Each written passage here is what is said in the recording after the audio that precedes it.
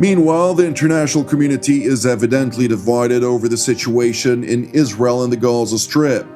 In a phone conversation, Turkish President Recep Tayyip Erdogan told his Russian counterpart Vladimir Putin that the international community should give Israel a strong and deterrent lesson, and even suggested to the Russian leader that a so-called international protection force to shield the Palestinians should be considered. İdeolojik saplantılarla, şu veya bu sinsi hesapla, İsrail'in döktüğü kanlara, yaptığı saygısızlara sessiz kalarak veya açıkça arka çıkarak ortak olanlar bir gün sıranın kendilerine geleceğini bilmelidir. Separately in Ankara, Turkish President Recep Tayyip Erdogan voiced outrage over the growing support, especially from the United States and Europe, for Israel, insisting that those countries supporting the Jewish state will face the same tragedies as Gaza is facing in the future.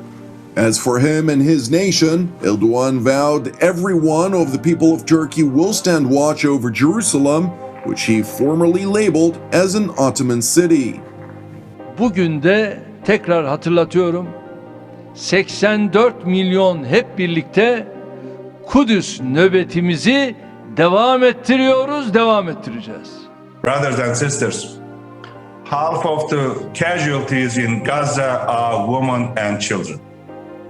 We shouldn't just adopt declarations and make statements. We should do more. First, the international community has the responsibility to protect Palestinian civilians. An important part of this responsibility lies with us as the OIC. We have to work for the establishment of an international protection mechanism for the Palestinian civilians in accordance with UNGA resolution adopted in June 2018.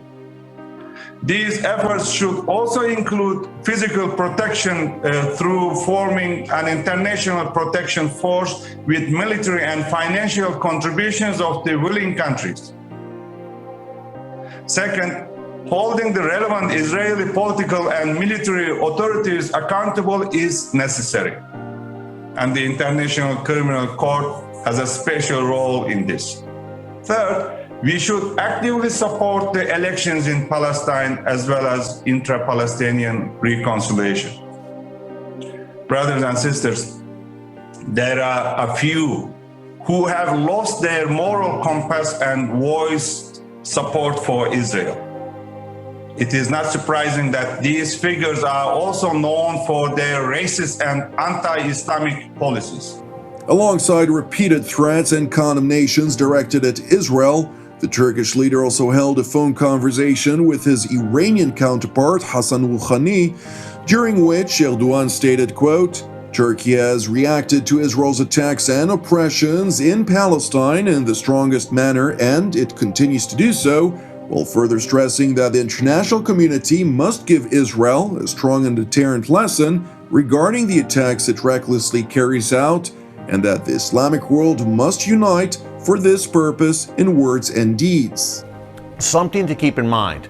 Iran. I talked at the top about the master in Tehran. We've been telling you Iran is the head of the snake, and without the Iranian regime, this would not be happening right now. If you want peace and an end to this conflict, folks, look no further than the supreme leader, Ayatollah Khamenei in Tehran. He's ultimately calling the shots and giving Hamas and Islamic Jihad the green light for these rockets. But imagine this, and I mentioned it in the lead-in.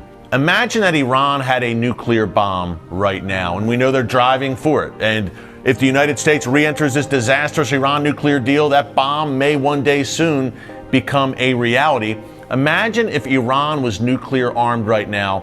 How would that change the calculus of what's going on? Well, you would effectively have Iran's proxies, that ring of fire that we tell you about every day here on the newscast, Hezbollah, Hamas, Islamic Jihad, the Houthis in Yemen, the Shia militias in Iraq and Syria that encircle Israel right now, they would have a nuclear umbrella.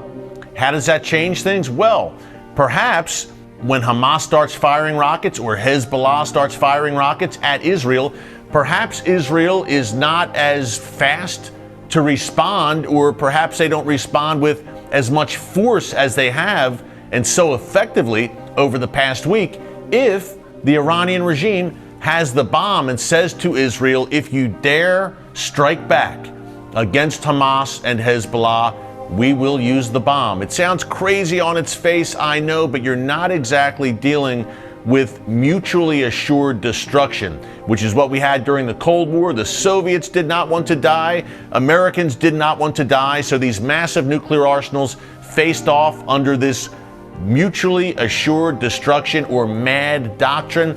I'm not sure the genocidal, apocalyptic Iranian regime has that same mentality. So the nuclear, I don't want to say trump card, but Iran could be holding that sword over Israel. And again, if you dare react or defend your citizenry, Iran has the bomb. And that is a nightmare scenario, obviously. You think Hamas is emboldened right now and wreaking havoc throughout Israel? Imagine if its master in Tehran had the world's deadliest weapons to back Hamas up.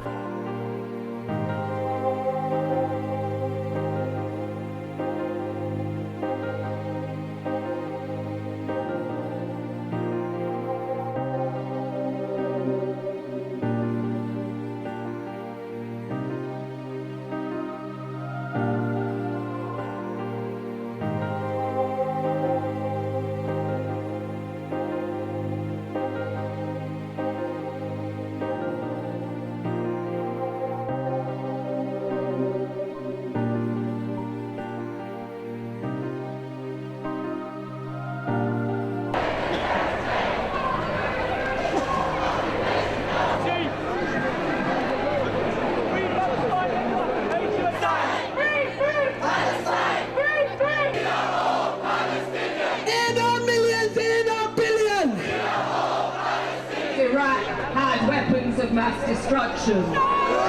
CNG!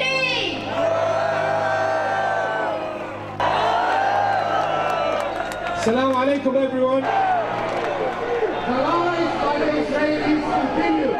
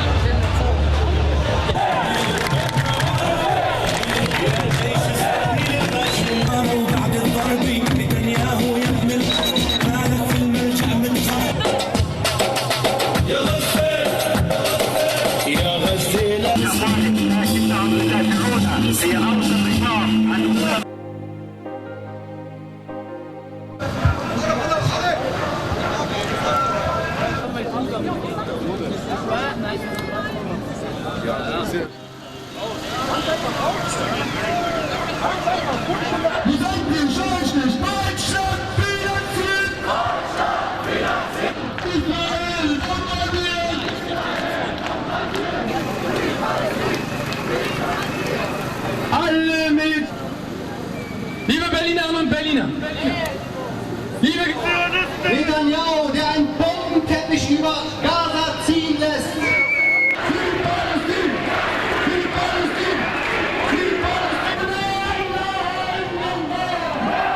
When these things begin to take place, stand up and lift up your heads, because your redemption is drawing near.